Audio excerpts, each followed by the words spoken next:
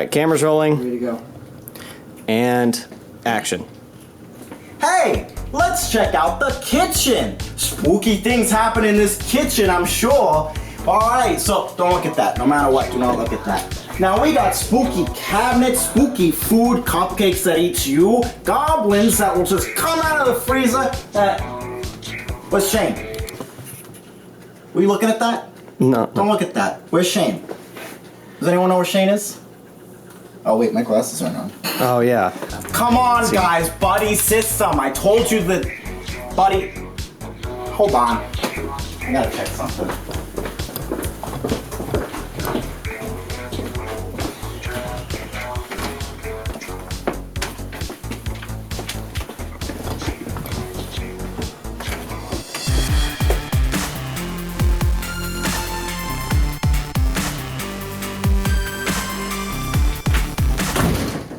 So last year was awful. We entered in the holiday festival, and that was because we missed the registration for the regular 48-hour project. At first, it sounded awesome. Like, at first, everything was going well. Like, we had a good idea, and we were really excited.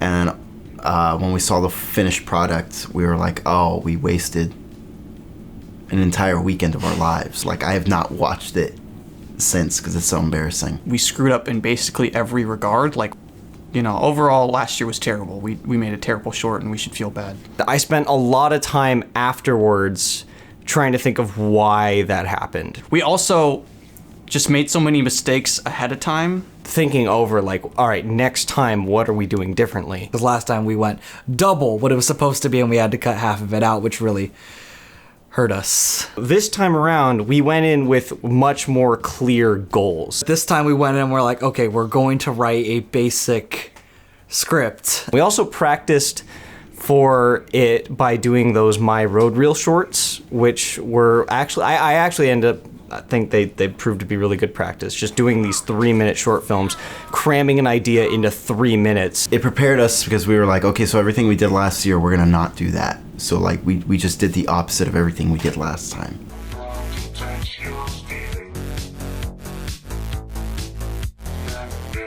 Just itching my finger with my right hand and steering very minimally with my left hand. Yeah, this is very concerning, actually. Like, well, it's just my finger's real itchy right now, dude. Now you're not even looking at the road. You were looking at your finger. I was just for a second, dude. Also, I'm wearing sunglasses. You can't see. You can't see. I can't see. I'm looking at you from profile. Can't prove it, dude. So on the drive over, we were like spitballing ideas just to like, we wanted to get ourselves in the headspace of like coming up with an idea like really fast. We did some exercises, which were very intentional. These characters are characters that we make up through this process of just making a joke and then building upon that character. Like it's the insecurity. I hate stupid people, frankly, you know this. It's kind of our favorite way to make characters because it's usually a really collaborative process. Whatever we think is funny stays. Gosh, Franklin, no! Dolph does not understand. Dolph wants to learn about compounds. My mother got killed by a bear. My father got killed by snow. Having that just kind of be part of the creative process from the get-go was really, really instrumental into making Kip Wallace Kip Wallace.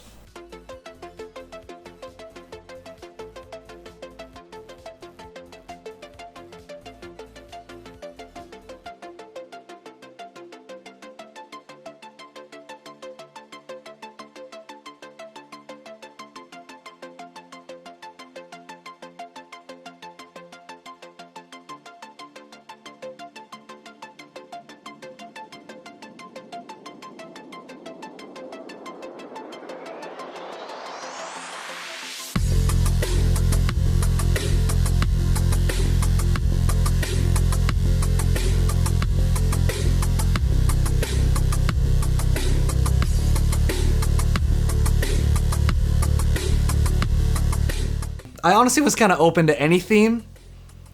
I didn't really care what it was. I definitely didn't want a road movie again. We knew we didn't want road movie again. Road movie. I knew I did not want horror from the beginning. This is my naivete on day one. Like, I was thinking, oh, time travel's stupid, like, no one will ever do it great. And of course, my favorite short film that we've seen the entire festival was The Time Bender. comedy would have been good, dark comedy would have been good, but those would have been too safe. I don't know what I wanted. We were hot off the presses just making a full-length feature.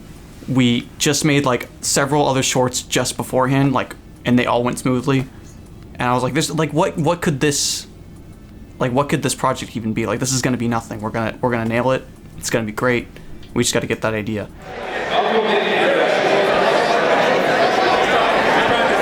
I just knew I didn't want horror or road movie. And then the first thing we got was horror.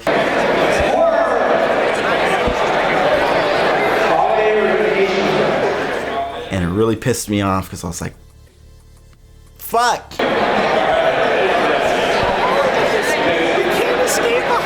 We're aware enough to know that we're gonna do what we're gonna do, and we're gonna make something we're proud of out of whatever it is. Yeah, I was like, "Yeah, we got horror," and I was like, "Sweet, that's like our bread and butter," even though we haven't done it successfully at all.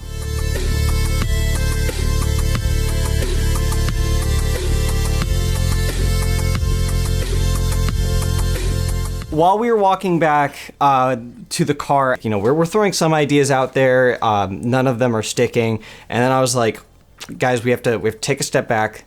We have a character. Last year we didn't do that. We started with an idea first and then made the characters afterwards. But we started with who is Kip Wallace first and then build an idea around that. I don't know, like, I think this is like the first time this has ever like clicked for us. For whatever reason, it was like he unlocked the Matrix. And honestly, that's how all of our best projects are made. Like, the feature we made, the character came first and then the movie came after. Like, normally I'm the one coming up with like stupid ideas and then Kevin or Sam Slater taming me down, but I find that Brian turns me into that person. Like, Brian is usually the one coming up with something stupid and then I'm like, all right, but how do we actually do that? Well, Brian first had the idea of doing it just about this dilapidated house and how he was trying to sell it and it was awful, and just like the contrasting comedy. On the phone, he's telling him like, oh yeah, the kitchen looks beautiful, like it's gorgeous, and like on film, like it's covered in filth, like the fridge is full of rotten food. And Alec was like, I like where your head's at, but I feel like that idea's already happened before. So I kind of ushered in a little bit, and I'm like, okay, well, what if it's that same thing, but it's like a haunted house? But eventually we came back to it because we were like, well, what if Kip Wallace keeps breaking out of the narrative? Like, the haunted house, like, he's used to the scary things happening, but new things keep happening, and it keeps interrupting his commercial. So it goes from a commercial to sort of a mockumentary. Brian started doing the voice, and once the voice came, like once, hey, look at me! Oh yeah, come on down to my spooky house, and just like we kept making that, and that was just any person who was saying something, they were saying in that voice. And so whenever I want to like convey that like crappy, scummy voice, it just fits so well for Kip Wallace. Like, it goes from Chicago to Boston to Pennsylvania. Like, it just jumps between like regions. So it's like, are we doing ourselves a favor by doing that voice, or should I just do it in my regular voice? And Alec was like, well, since we're a comedy, you're not going to win Best Actor anyway, so just do the voice. Attraction, brand new, no sterile. I'm getting that sesame chicken curry, dude. I'm getting that sesame chicken curry. It's happening. Every 48-hour film project, all two of them, we converge at Curry House. Last year, we went to Curry House and we made a terrible short. This year we decide we're gonna do it again. So last year we went to Curry House, and because we were so confident. And this year we went to Curry House because we were so confident. And now that the short's been pretty well received, it's a good luck charm. Now we can't not do it now, like for forever. Well, so when we were at Curry House, we just called up and texted basically everyone we knew. We weren't super picky. We were like, Ezra would be good. Ezra was free, so he was there. He can just do whatever, It's like, you need him in makeup, he'll wear it and he won't complain. And then Rachel, same sort of thing. She did that one thing one time, right? She made her face look all ghoulish, right? Mm-hmm. Let's just get her to do that. Yeah, Allie wasn't the last one. She would have been someone that we would have contacted to bring back, and we did contact her, and I mean, she said no for whatever reason. She said she was busy. She said she was busy. I know she was busy. She's a busy person, like, especially on the weekends when she doesn't have school.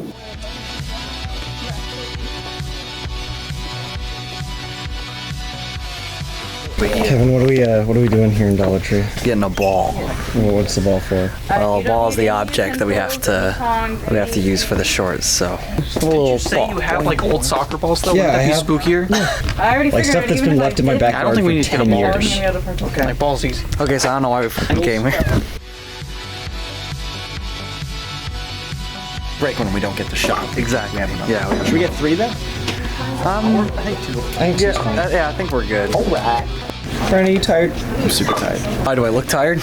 Oh, and a big difference this time was that we actually wrote out basic script. I ended up being the one at the keys. And we just wrote down just basic events like this happens and this happens and there's a line similar to this. And we would kind of agree on a line that we weren't necessarily 100% sold on, but we all kind of agreed that that was funny. Let's use that as a jumping off point.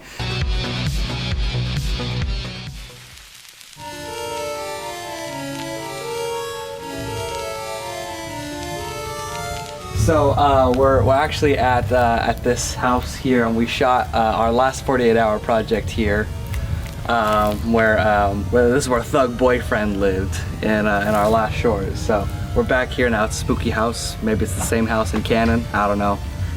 The character did die, so who knows.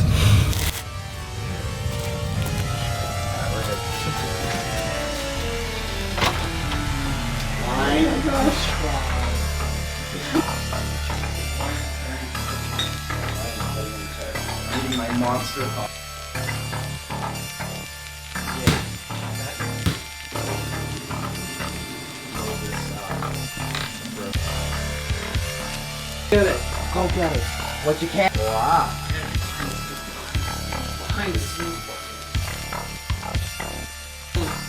If it's a different time.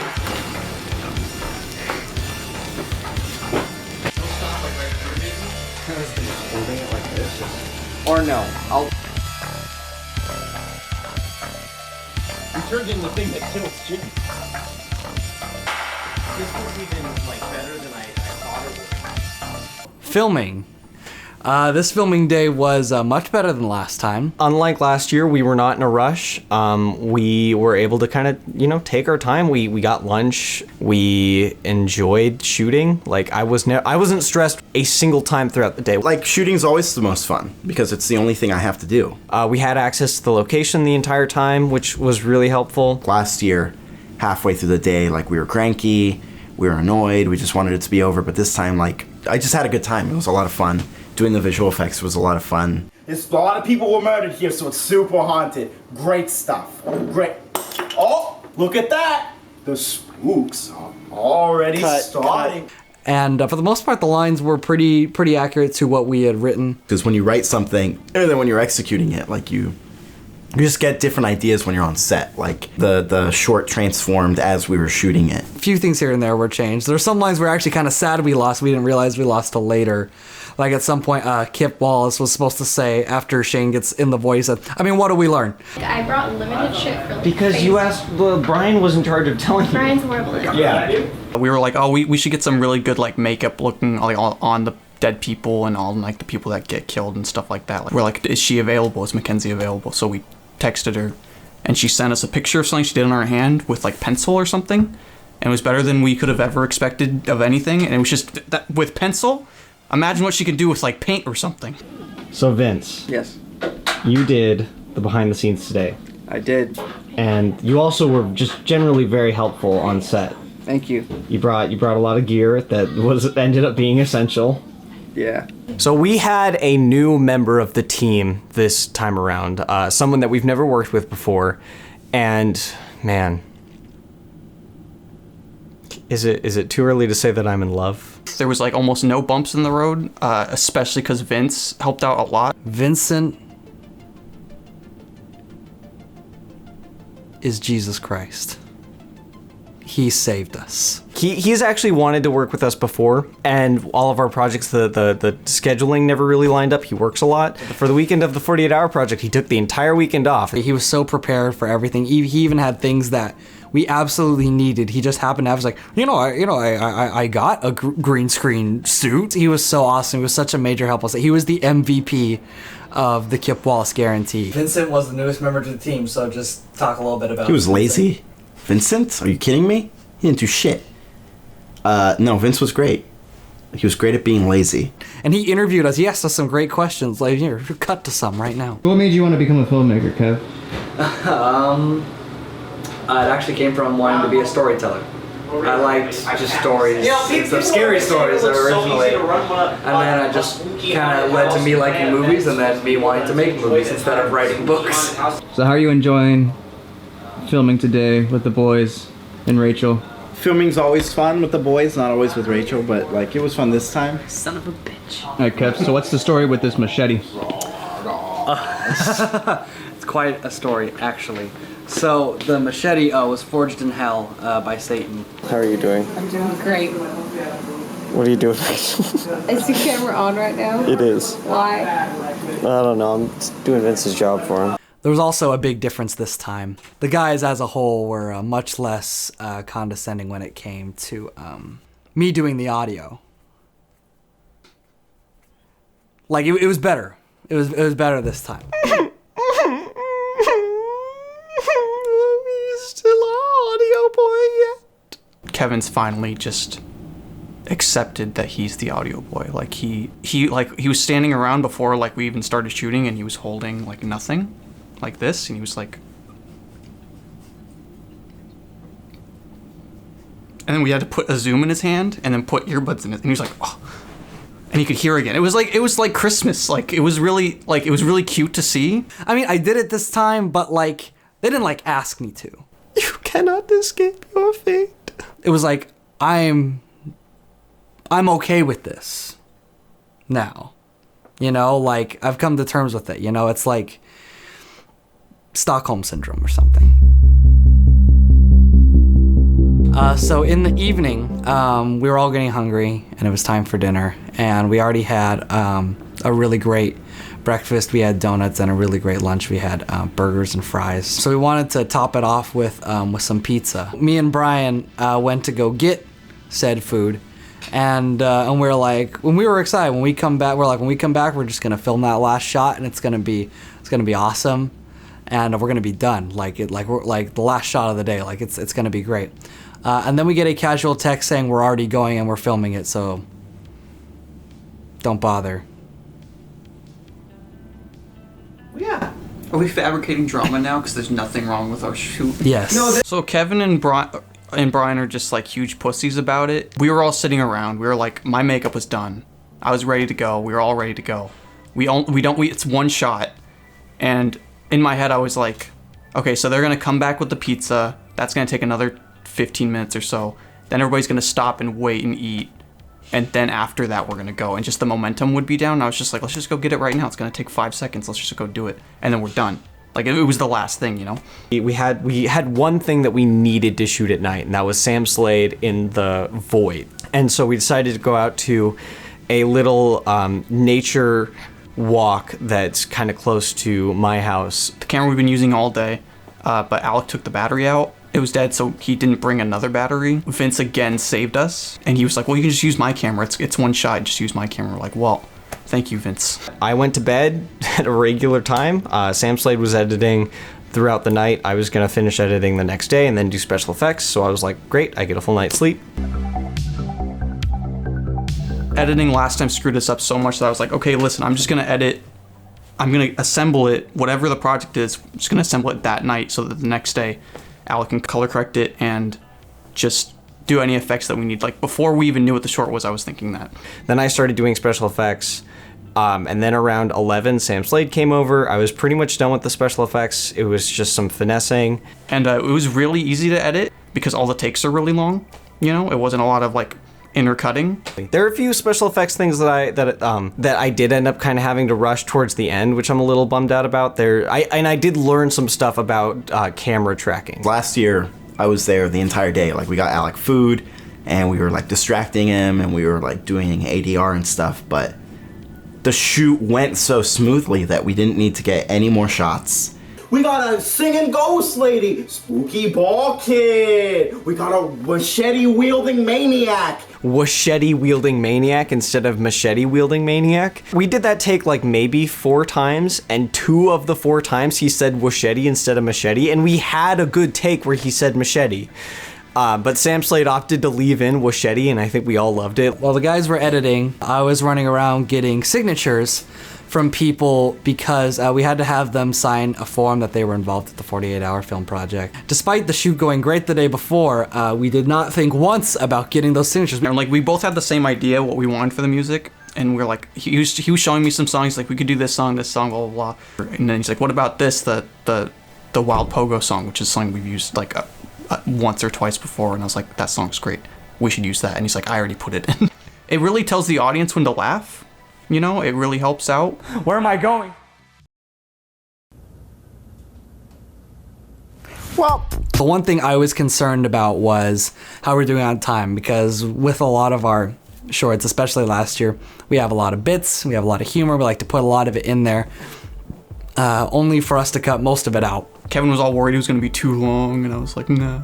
I was so happy that I was wrong. We watched a mostly finished version on his laptop, and we all thought it was funny, which is another change from last year because we watched the finished version and none of us thought it was funny, and we wanted to just drive off a cliff.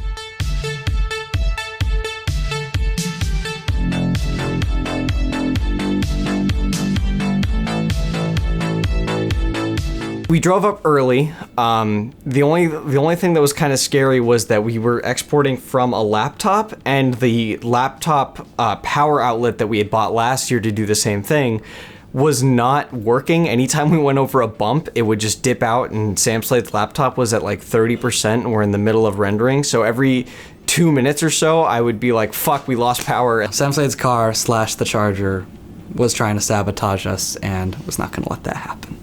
I was not gonna let that happen. I refused to let it happen, so I prevented it by filling out paperwork. There's Kevin, the man who can write anything. I filled out pretty much all of the paperwork, despite Alec being team leader. Even though we were still outside transferring files, there was never a point where I was worried. Like, I knew that we were exporting something I was proud of. We were just sitting there, just waiting for it, and we were just watching all the teams come in, and all the teams who were like super confident and like going in, and there were other teams who did not look so confident. Just watching like the different like reactions on people's faces, they were turning it in. Some people were deadpan. One guy gave us free burritos and tried to poison his competition. I knew that we'd make it in time, so I was just looking around like, these fears for the failures. My favorite part was just playing Kip Wallace. He's a great character, and I was really sad to be done shooting because like I just wanted to keep playing that character because he's just a lot of fun. My favorite moment definitely is the next morning. I texted the guys. I'm like, hey, how's it going? How's it coming along? And I said, how are we doing on time? Only to find out it all fit perfectly, and that was the best feeling in the world, knowing that all the jokes that you wrote and came up with are now going to be all in the short. It was a really good moment once it was assembled the first time, and I watched it through, and I was like, once this is all done, it's gonna be great. Like, this is so good. Having it, this year we actually got to experience the magic of the what the 48-hour festival says is great about it. I think we actually got to experience. I've re-fallen in love with like just doing the 48-hour thing. Least favorite bit? I don't know. It was kind of hot filming in the house, I suppose. A little uncomfortable at times. So I guess cleaning was annoying. I'm an actor, I shouldn't have to clean. I didn't really clean anything though. Ezra, I think, cleaned everything. Making Ezra clean everything was my least favorite part. My least favorite moments? Spider attack, definitely. When that spider tried to kill me. I'd say that was the worst part. Oh, fuck.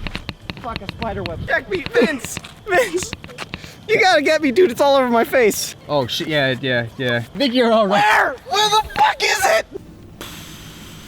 I don't really have any leaks. Really nothing in my, I can't even remember anything going wrong.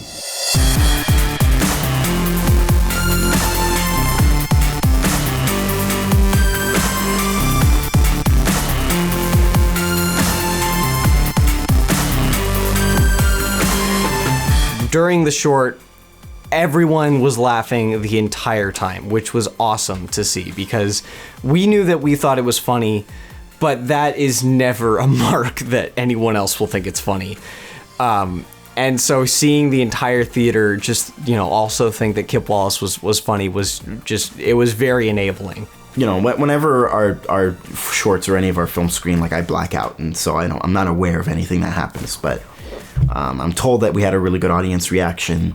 So we were lucky enough to make it into the audience screening, and that time things were a little different because there were 15 screenings, and each screening had 2 audience winners. So you're thinking, okay, this is the best 2 shorts from each screening group, and most of them we had not seen. And so I was thinking, all right, we think we're great. We thought that we were good compared to the ones that we saw, but there's always the chance that something's just going to come out of left field and kick our asses. I did not get to go to the first screening, but I did hear that we did really well. I did get to go to the audience awards, and we were in the top 2 of that one, which is great, and eventually top 1. Watching people watch it, like the reactions, like I did not think people were gonna love it as much as they did. Like it every time got the biggest laugh, and that was surprising. We definitely have some competition ahead of us, so I'm excited to see how the best of goes because there's some really good short films that are nominated. And I'm also scared because there's a few that I'm like, man, they're way funnier than us. Last year we were nominated for 6 awards and there were way fewer competitors. There's infinitely more teams and just the value and the content of all the shorts are way better. So for the awards, I think we have a shot at everything.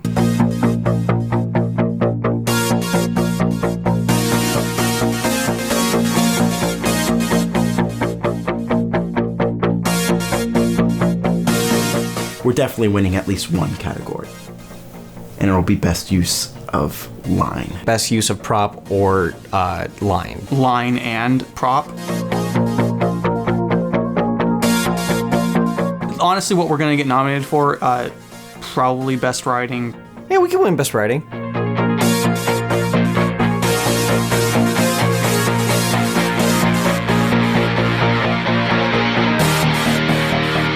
Best actor because I've, just based off people's reactions, a lot of people really love Brian's performance, and he did do great. The thing that he has going against him is that it's just a goofy character.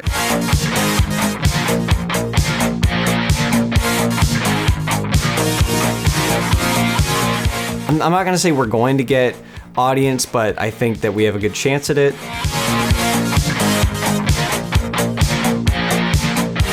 There were people who were up there and they're like, "Oh, my entire crew abandoned me." Oh yeah, like they definitely have horror stories. They're probably gonna have better documentaries than us.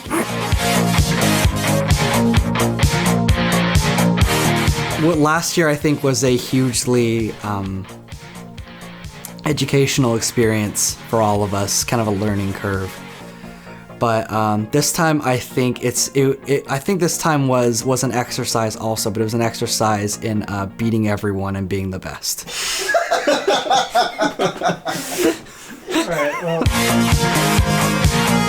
Filmed a femme, and I was like, that's not a real genre. Also, we don't know any women. It's basically just another requirement instead of it being like a genre. It's like, here's another prop. Not that women are props. Like we didn't make it for fun, for the craft, or for like practice. I've never had fun in my life. Yeah, no, I've never. That's none of it. Like I went to Chuck E. Cheese, and you know what I did the whole time? I applied for a job.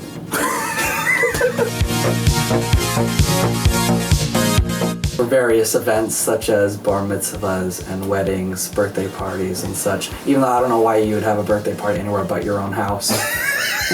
That doesn't really make much sense to me. It's spooky, you fucking idiot. An astute businessman from Boston, Chicago, Bostago. He's from somewhere, I'm sure. I subscribe to the idea that healthy competition is good. So unhealthy competition's better.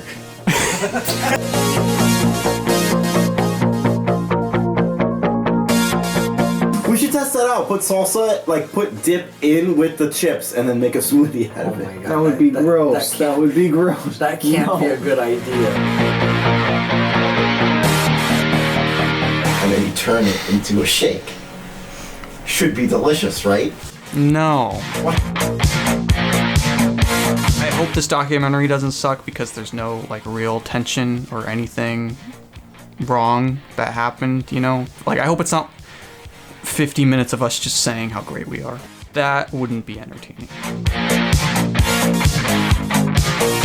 Watching you guys work together and being able to be a part of it, and even having you guys listen to what I was saying and putting it into use, it just shows the growth of all of us as filmmakers and how we're able to adapt to each other's styles. A big inspiration for me just to continue with my passion with this and to work with you guys again. So, yeah. You melted his way into my heart. Ask me how I feel about working on Uncle Mikki Productions. All right, Brian, how do you feel about working on Uncle Mikki Productions? Why would you ask me that?